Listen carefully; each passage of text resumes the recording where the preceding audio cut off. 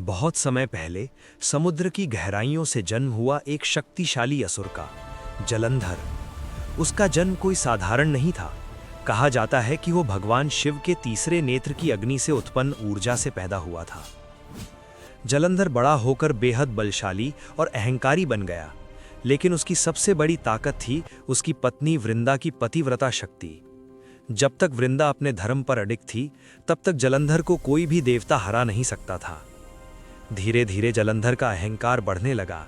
उसने स्वर्ग पर आक्रमण कर दिया, देवताओं को हराया और फिर उसकी नजर पड़ी देवी पार्वती पर।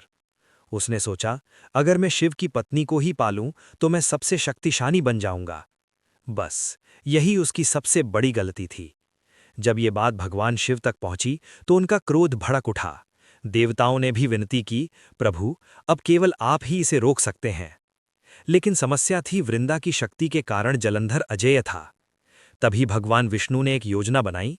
उन्होंने जलंधर का रूप धारण कर वृंदा की तपस्या को भंग कर दिया। जैसे ही वृंदा का सतित्व टूटा, उसी क्षण जलंधर की शक्ति भी खत्म हो गई। अब युद्ध शुरू हुआ। धरती कांप उठी, आकाश गरज उठा और समुद्र उफान मारने लगा। भगवान शिव और जलंधर आमने सामने थे। कुछ ही क्षणों में शिव ने अपने त्रिशूल से जलंधर का अंत कर दिया।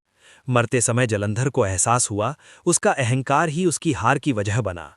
और इस तरह ये युद्ध सिर्फ शक्ति का नहीं, बल्कि धर्म और अधर्म, अहंकार और मर्यादा के बीच का था।